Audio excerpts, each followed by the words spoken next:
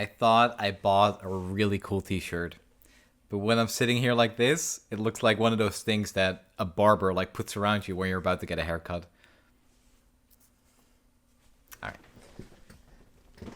Hey guys, welcome back to another episode of Custom Cards. We're just going to jump right into it, and the first card we have here is Neko, a 3-mana 2/2 from Ionia. Attack, create an ephemeral copy of me next to me. Enemies don't know which one of me is real, and she is elusive. And this card is made by Zor. Let's just start off by saying that a 3-mana 2/2 that summons another 2/2 that is elusive for 3 mana is pretty overstated. But the effect that's here is actually super cool and would be great for Neko. Right now in Runeterra, there is an effect like this where you're trying to do some like trickery where you're summoning 2 units and you're letting your opponent guess which one is real. I would not be surprised if another champion that would do something like this, if he gets added to the game eventually, would be Shaco. He kind of has like his clone too, where he summons a copy of him, and in game it's literally like, oh, you have to guess which one of me is real, but it's never actually that hard to guess unless you're playing against like a challenger Shaco. But it's the same with Neko. I think this is a super cool effect. It's pretty fitting for Ionia, because even if your opponent chooses right and tries to remove one, you have cards like Syncopation, you have cards like Nopify, so even if they guess right, you can still deny what they're trying to do. So you can really go all in on just creating value for what you're getting from this attack, instead of also caring about, you know, trying to disguise which one is real. And to level her up, you need to have Real Me attack twice. So Neko needs to get 2 combats in, and then she gets the Scout keyword, which is actually really cool. I really like this. It synergizes perfectly with what her effect already does. Scout in Ionia is a little bit strange, and you do have to level her up for it, so I don't think this is going to spawn like any Scout Ionia decks, even if I have tried to play those in the past. But this is just a really good value unit. It doesn't really require any additional synergy. I mean, obviously, creating a copy, this would mean that Neko would be insane in hand buff decks, which is something we're going to look at in a second, by the way. But yeah, as far as adapting a character from League into Runeterra goes, I think this is very well done. And yeah, this is just, it's Neko. Next up, we have a couple of cards made by Actually Empty.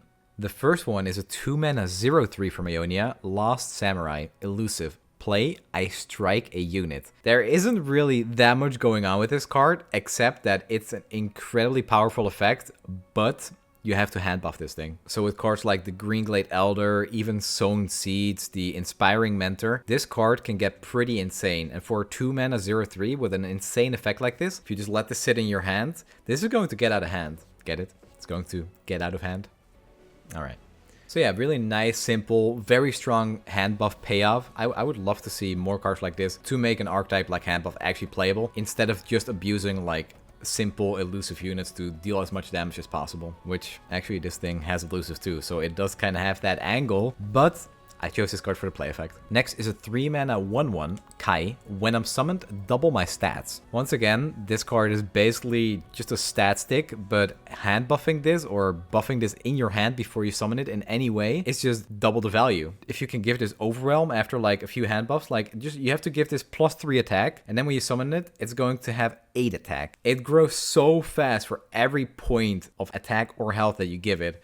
It's kind of insane. And for 3 mana, like, you could even play those cards in like a Freljord buff deck. Like if an Omen Hawk buff lands on this, you're already going to have a 3-mana 4/4, which is Kahiri the Student, but without the requirement. So, I mean, how good is that? A 3-mana 4/4 at this point in the game isn't that strong, but the ability to grow so much farther beyond that is pretty insane. Like, if you make this a 2/2 in your hand, then it's a 3-mana 4/4. But if you can give it one more point of stats, it becomes a 3-mana 6/6, which is incredible. So a lot of potential to make hand buff viable here. And next is the Vigilant Samurai. 4-mana 3/5 challenger. Play, if I have 3 or less power, grant me ephemeral. So a 4-mana 3/5 with challenger in Ionia is pretty powerful, because Ionia isn't really known for these type of cards that just are very good at forcing combat in a certain way. They're better at avoiding combat. But if you give this 1 power, you're going to have a 4/5 or 4/6, whatever it is, that is permanent. So once again, this card is just going to give you an incredible swing if you summon it with some buffs on it. Very cool. And what I like the most is that these type of cards are obviously going to be in a hand buff deck, But hand buff should, in my opinion, be pretty good at holding a board, like having a good board state, because you're buffing units and you're making them stronger than what they're supposed to be. So all this elusive aggro deck in hand buff decks, or what they've been known for in the past, it shouldn't be that way. There should be a different angle, and I think these type of cards enhance that really well by just giving strong units that are good at combat, instead of, you know, the ability to avoid combat by going under your opponent and hitting their nexus. This is much cooler, and I think I would really enjoy playing a hand buff deck like this. I mean, come on, even the synergy with the region like Demacia and the Silverwing Guardians, I think that's what they're called, the 4 mana 2/1 that summons an exact copy. It's just screaming hand buff me, so this will be great. And next we have a champion made by MNC Dover. He made Amumu, a 3 mana 1/6 from Shurima. Can't block, can attack, vulnerable, and spell shield. Whenever I strike a unit, I obliterate it. And level up, I haven't been attacked by enemy units for 3 consecutive rounds.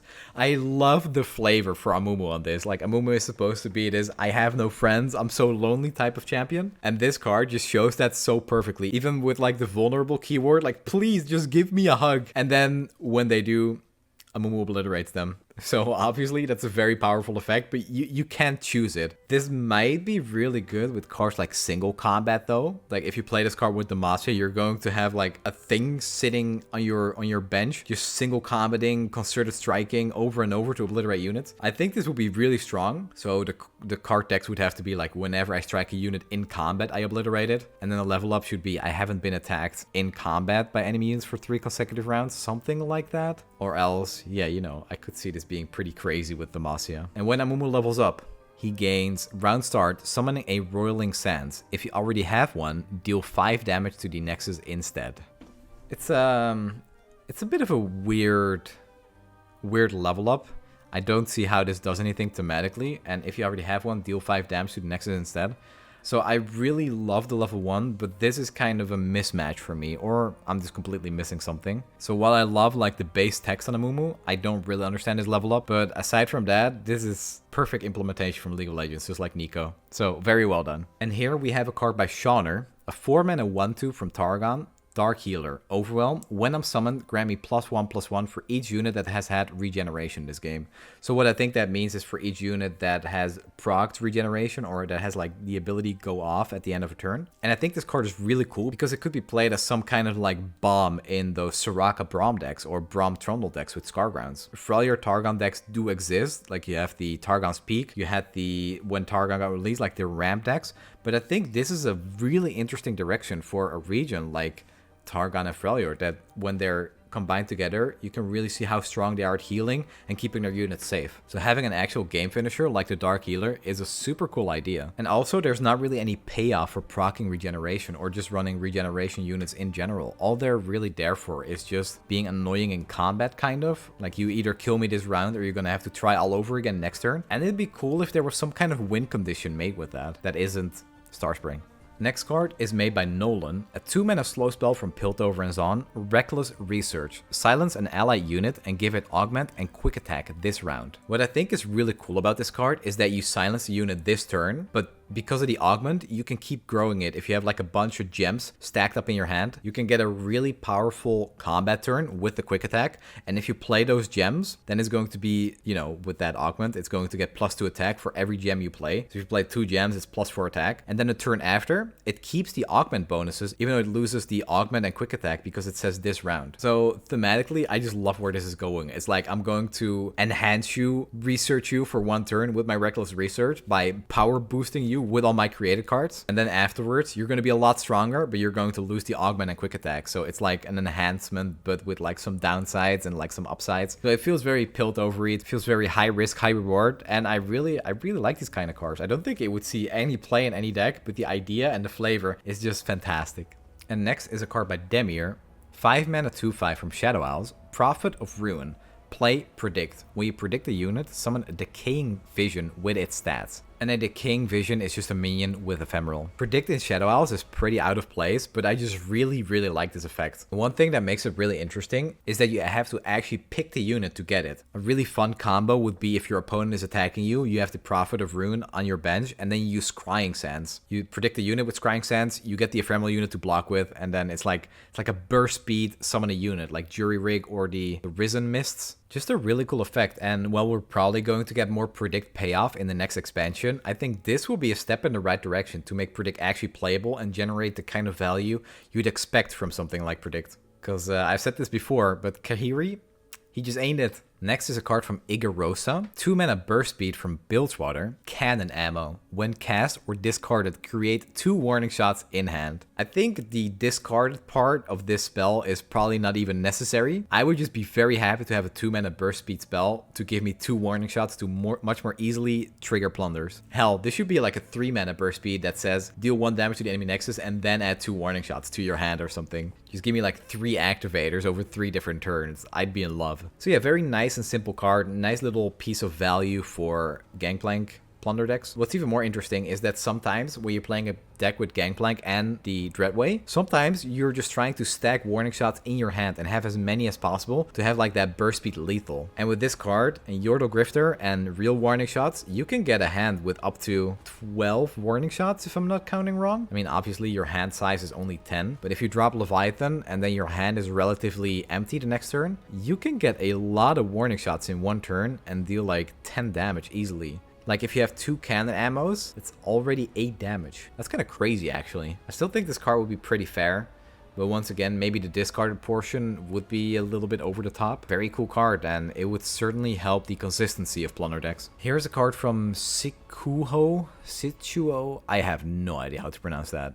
So, 5 mana, 5/5 from Piltover. Achieved experiment. I cost 0 if I am created. One of my favorite cards in the game is Iterative Improvement, and playing that to get a 6/6 for 0 mana is pretty good. This card is just so simple. It's just a 5 mana 5/5, and if you play it the first time and then you create copies of it with cards like Iterative Improvement, maybe even the Parade Electro Rig, so if you draw it you just get a 0 mana 5/5. It's basically like a better Yeti. But I just really like that there's some amount of setup you have to do. Like, you have to pay that 5 mana fair and square the first time, unless you're playing something like a Zephyr Sage. And that's just exactly the kind of card that I like. You have to do something that's kind of difficult and hard the first time. Like, you can think of cards like Out of the Way, where you play a 5 mana slow spell and you do nothing for 1 turn, and then afterwards everything you do is just much more powerful. Achieved Experiment is kind of the same way. You pay 5 mana once for a 5/5, and then afterwards, if you have the right cards in hand, you're just going to keep dropping 0 mana 5/5s for the entire game. And, you know, who doesn't like that? And not only is that augment synergy, it's also just really sweet. Next is a card made by Sodium Chloride, 3 mana 1/4 from Demacia. Perimeter Captain. During combat, every unit you control has its power match its health. I'm going to say 1 champion that will be completely busted with this, and it curves into him perfectly too. Braum. This card, curving into Braum for a 5/5 challenger with regeneration, is pretty crazy. But the fact that a card like this is in Demacia, because Demacia had a lot of like square stats where it's like there are 4 attack, 4 health, 5 attack, 5 health. So you have to actually kind of work for this effect, probably with different regions. Something I can really appreciate, especially for a region like Freljord, who usually have more health than they have attack. Also, I don't really know if this is an effect that happens when you attack or just like an aura kind of, because if you play something like Astral Protection in combat, that's pretty scary. Imagine having like an injured unit that has Overwhelm. Like, there's no unit like this, but think about a unit that's normally a 1/5, and then it took 4 damage, so it's a 1/1 unit with Overwhelm. You play Astral Protection on it, and suddenly it's a 9/9 with Overwhelm. That's kind of crazy. If it works that way, because it doesn't really specify. I mean, it looks like it's an aura. So either way, this could enable some really crazy combos. Wait, it just hit me. Bubble Bear. Alright, this card's perfect. I want this in the game so I can play my Bubble Bear decks. Well done. Next is a card made by Thunder. A 2 mana card from Bilgewater, 3/2, Razor Skills Prey. Elusive and Scout. Attack, grant me vulnerable, and -1/-0. I have made so many Misfortune decks, and the problem with Bilgewater has always been the first Scout unit you can play is on turn 4, unless you're going in Demacia and you could play Valor, the Blinding Assault. But with this card, being in Bilgewater, being able to go 2 mana Razor Skills Prey, 3 mana Misfortune, 4 mana Island Navigator, 5 mana Razor Skill Hunter is super cool. And I really like that he found a way to make this balanced by giving it a negative effect if you do attack. Like, I'm gonna be honest, if this ends up being a 0/2, just the fact that you can proc Scout in an easy way for Misfortune, even if it's a 0-2, it doesn't matter. You can still attack with that, and then Misfortune will shoot her bullets. Sometimes that's all you need to just level up Misfortune and win the game in that way. So I really like what this card is going for. I just adore that elusive Scout keywords, obviously, because that's just free damage. But the fact that it's being held back by that negative condition, I think makes it pretty fair and balanced, because obviously your opponent is going to remove this next turn. If you attack with this twice, it's going to be a 1-2. And a lot of stuff just trades into that favorably. So super cool design. I really enjoy these cards that have a negative effect attached to them, which is becoming something that Bilgewater is known for. So I could totally see this card existing in game and making a Misfortune deck just a little bit better, but definitely not broken because of the vulnerable and -1 attack thing it's got going on here. Next is a champion made by Zerathur. We have a few cards to go over here, so I'm just going to start with whatever it says on the text. Clad, 2 mana 2/2 from Noxus, obviously, and a quick attack. Play, create a Scarl on the top 5 of your deck. Attack, give me +1/+0 this round. So this is pretty thematic for in League of Legends. When Clad is dismounted, he gets like super angry and like runs really fast and attacks really fast when he's dismounted. So this +1/+0, yeah, that feels about right. So his level up says, Scarl has supported me, then we merge. So there's two things we have to look at. First is Scarl, and Scarl is 4 mana 2/4. Last breath, create a Scarl in the top 5 card of your deck. So when Scarl dies, he just goes back into the deck. Support, remove my power and keywords and give them to my supported ally this round. Okay, so if Scarl supports Clad, Clad becomes a 4/6, and merge means 2 units merge into 1. The resulting unit has the greatest power and health among the units merged and all of their keywords. So that looks a little bit tricky because you'd expect Scarl to give Clad +2/+4, but instead they just keep their highest attack and health. So that means Clad will be a 2/4, if I'm reading that right. And when Clad levels up, he becomes play or strike, draw a Scarl from your deck. If it doesn't have 1, create a Scarl on the top 5 card of your decks. When I'm supported by Scarl, merge us. So this doesn't really do anything except draw your Scarl so he can start supporting you again. And then when they're merged, it says Clad and Scarl. It's a 4 mana 3/4, which confuses me because I'd assume that the stats should be higher from Scarl, giving Clad his stats. An attack, give me +1/+0 this round. If this is your first time attacking this round and I'm attacking alone, rally. Last breath, summon a Clad. So this thing is basically Scout, which is really thematic for what Clad does in game, where he has his ult and he just runs at an entire team by himself. But if your team wants to, you can like follow Clad right behind him with like the increased movement speed and just slam the enemy team. So thematically, I think this is really cool, which is why I picked this card out, because Clad is going to be kind of hard to do in Legends of Runeterra, but I think that Zerathur did him justice, even though I think the merging is a little weird and probably not necessary. I don't think you need a separate keyword for that, or a separate effect, whatever. You could probably make that like part of his level up. Just be like, if Scarl supports me, I turn into Clad and Scarl. Problem solved, I think. And then you also get those higher stats, because finding Scarl in the top 5 cards of your deck is actually pretty tricky. And having Clad stay on the bench like that in a region like Noxus, that's not going to be very consistent either. So I love where Zerathur went with this, but I think it could be simplified a bit and keep the same concept, but make it a little bit easier for the reader. But either way, great job on translating Clad and Scarl into Runeterra. More cards from Ionia by True. 1 mana 1/1, The Order's Penumbra. Elusive, when an enemy spell or skill is on stack, I can be played at burst speed with +1/+0. This is just such a cool effect. And having more effects like Jarvan has kind of, like Jarvan comes out on attack, this can come out when something is being targeted by a skill. It's just really cool, and it can punish a lot of plays that an opponent tries to make. And it's super Ionian to do something like this. Like think about playing against Draven Ezreal. They cast a Mystic Shot and they tap out a mana, and then you have 2 of the Order's Penumbra in your hand and you just summon them. They come out as 2/1s, so that's like 4 damage you can push as elusives. That's just a really cool effect, and I hope we get more like this, where cards say, I can be played at burst speed, because it makes for some really interesting plays and situations. Another card made by True is a 3 mana 2/3 from Bilgewater, Experienced Swindler. Round end, if you play more cards than your opponent this round, nab 1. Another nab engine, which is exactly something I want in game. I want a card that can sit back and help you nab more cards over the turn of a game. And Experienced Swindler lets you do exactly that in true Bilgewater fashion. I mean, Bilgewater is just always going to play more cards than the opponent, so this should be pretty easy to proc, and then nabbing one at the end of every turn, fantastic. So great card, the perfect card that I would just love to put in my nab deck. And yeah, once again, just amazing job on these two cards. They're really simple, they have pretty straightforward but very unique effects, and that's exactly what I love to see in those kind of custom cards. One more card is made by I'm Darius, the Hand of Noxus, which is a 1-mana 10/10 graduation time with keyword graduation. As a gift for Sunny's graduation, Riot will buff Bilgewater, and graduation just means Bilgewater is going to get buffed. So, you know, as a little celebration, the best gift I could ask for is just straight up buffing Bilgewater. Which reminds me, I am praying that the new Bilgewater cards are going to be any good. The trailer that Riot released is amazing, so I cannot wait to see what Pyke does. And yeah, thank you, Darius, for this little card here with my face and the little cap added on top of me. I appreciate it, so thank you. And just like last time, the last card is something made by me. Last time, I tried to make a card to make support decks a little bit better. This time, I made a card to make Bilgewater and specifically casino decks a little bit better. This is 3 mana slow speed, end of the line. Summon a powder keg for each card you drew last round. So pretty often in casino decks, you're playing like 10 cards, you have a slot bot, and the slot bot grows to ginormous stats. You try to attack with it, and it gets chump blocked by a spider.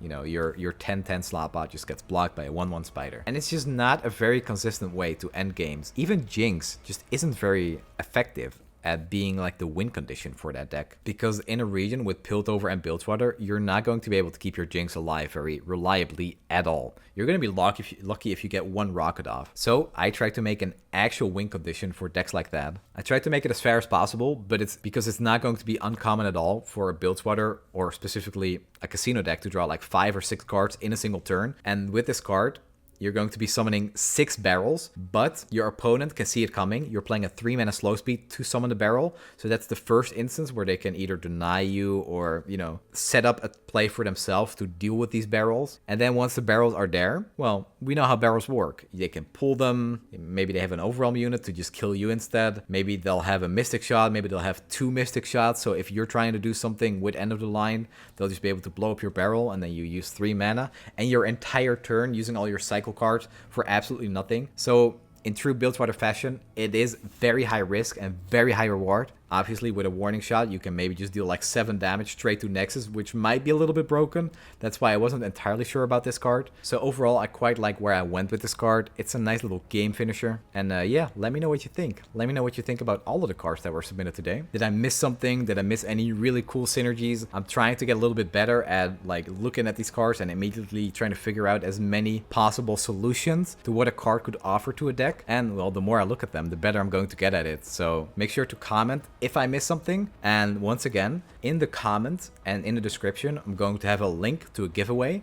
The giveaway is going to run for about 3 more days, and then I'm going to pick 3 winners from some RP cards. Actually, that's not true. I'm going to pick 2 winners from that link in RP cards, and I have a tweet on my Twitter, and if you retweet and like and follow me, then there's another winner for some RP cards there. And yeah, that's the custom card episode for this week. If you have any custom cards you'd like to submit, make sure to join the Discord below. I'll make an announcement when submissions are open again, and who knows, maybe you'll see your card appear in a video next week. Thank you for watching, and I'll see you guys there.